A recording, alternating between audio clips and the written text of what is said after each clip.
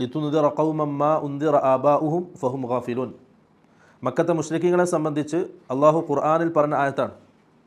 പ്രവാചകനെ, അങ്ങേക്ക് നമ്മൾ ഈ ഖുർആൻ അവതരിപ്പിച്ച് നൽകിയത് അവർക്ക് ഉത്ബോധനം നൽകാൻ വേണ്ടിയിട്ടാണ്, അവർക്ക് മുന്നറിയിപ്പ് നൽകാൻ വേണ്ടിയിട്ടാണ്. ആർക്ക്? അതിൻ്റെ മുമ്പ് ഒരു പ്രവാചകനും വന്നിട്ടില്ലാത്ത ഒരു സമൂഹത്തിലേക്ക്. അവർ ആഖിറത്തെ സംബന്ധിച്ചും അള്ളാഹുവിനെ സംബന്ധിച്ചും അശ്രദ്ധവാന്മാരായി ജീവിക്കുന്ന അവസരത്തിൽ. അതിനുശേഷം അള്ളാഹു പറയാണ്, അഥവാ ഇനി സംസാരിക്കാൻ പോകുന്നത് ഈ ഖുർആൻ്റെ ആയാത്തുകൾ, റസൂലിൻ്റെ ഹദീസുകൾ, ഇതൊന്നും കേട്ടിട്ട് ഉപകാരപ്പെടാത്ത മനസ്സുകളെ സംബന്ധിച്ചാണ്. എത്ര കേട്ടാലും അത് മനസ്സിലേക്ക് എടുക്കാൻ കഴിയാത്തൊരു വിഭാഗം ആൾക്കാർ. അള്ളാഹിൻ്റെ റസൂൽ എന്നെ നേരിട്ട് താക്കീത് നൽകിയാലും മുന്നറിയിപ്പ് നൽകിയാലും അത് ഉപയോഗപ്പെടാത്തൊരു മനസ്സ്, എത്ര ഉപദേശങ്ങൾ കേട്ടാലും സ്വീകരിക്കാൻ കഴിയാത്തൊരു മനസ്സ്, എത്ര ഖുർആൻ്റെ ആയാത്തുകൾ ഓതി കേൾപ്പിച്ചാലും അത് ഉൾക്കൊള്ളാൻ കഴിയാത്തൊരു മനസ്സ്, അങ്ങനെയുള്ള മനസ്സിൻ്റെ ആൾക്കാരെ സംബന്ധിച്ചാണ് ഇനി അള്ളാഹു സുബ്ഹാനഹു വ തആല പറയുന്നത്. അഥവാ ഖുർആൻ ഉൾക്കൊള്ളാൻ കഴിയാത്ത, ഖുർആൻ്റെ അധ്യാപനങ്ങൾ ഉൾക്കൊള്ളാൻ കഴിയാത്ത, റസൂലിൻ്റെ ഹദീസുകൾ പറഞ്ഞാൽ, ആഖിറത്തെ സംബന്ധിച്ച് പറഞ്ഞാൽ അതൊന്നും മനസ്സിന് ഒരു രീതിയിലും സ്വാധീനം ചെലുത്താത്ത ചില മനസ്സിൻ്റെ ആൾക്കാരുണ്ട്. അവരെ സംബന്ധിച്ചാണ് അള്ളാഹു പറയുന്നത്, ലഖദ് ഹഖൽ ഖൗലു അലാ അക്സരിഹിം ഫഹും ലാ യുഅ്മിനൂൻ. പ്രവാചകരെ, ലഖദ് ഹഖൽ ഖൗലു, അള്ളാഹുവിൻ്റെ വാക്ക് യാഥാർത്ഥ്യമായിരിക്കുന്നു, അള്ളാഹുവിൻ്റെ തീരുമാനം യാഥാർത്ഥ്യമായിരിക്കുന്നു. അലാ അക്സരിഹിം, അവരിൽ അധിക ആൾക്കാരുടെ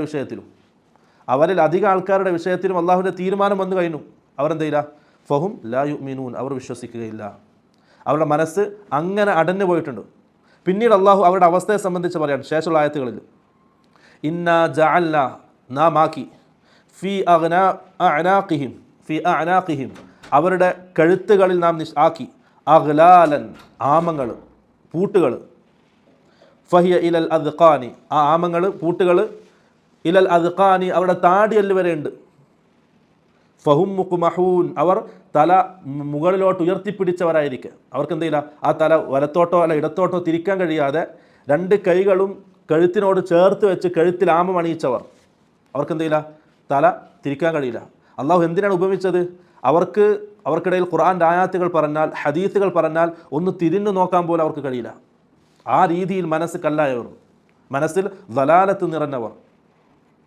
വജഅൽനാ മിൻ ബൈനി ഐദീഹിം, അവർക്ക് മുമ്പിൽ നാം ആക്കി, വമിൻ ഖൽഫി മിൻ ബൈനി ഐദീഹിം സദ്ദ, അവർക്ക് മുമ്പിൽ ഒരു മറയെ നാം ഉണ്ടാക്കി, വമിൻ ഖൽഫിഹിം സദ്ദ, അവർക്ക് പിറകിലും നാം ഒരു മറയുണ്ടാക്കി, ഫഅഗ്ശൈനാഹും, അവരെ നാം മൂടിക്കളഞ്ഞു, അവരെ നാം മൂടിക്കളഞ്ഞു, ഫഹും ലാ യുബ്സിറൂൻ, അവർ ഒന്നും കണ്ട് മനസ്സിലാക്കാൻ കഴിയാത്തവരായി, അവർക്ക് കണ്ട് തിരിച്ചറിയാൻ കഴിയാത്ത അവസ്ഥയിൽ അവരെ നാം ആക്കി.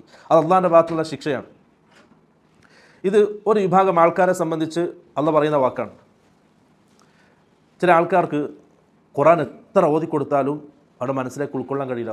അവർക്ക് മനസ്സിലാവും, ഈ പറയുന്നത് വളരെ വ്യക്തമായിട്ട് അവർക്ക് കേൾക്കാൻ കഴിയുന്നുണ്ട്, അവർക്ക് തിരിയുന്നുണ്ട്, പക്ഷേ മനസ്സിൽ ഉൾക്കൊള്ളാൻ കഴിയാത്ത ആൾക്കാർ. അത് അള്ളാഹിൻ്റെ തീരുമാനം വന്നു കഴിഞ്ഞു, ഇനി എന്തില്ല, ഒരു രക്ഷയില്ല.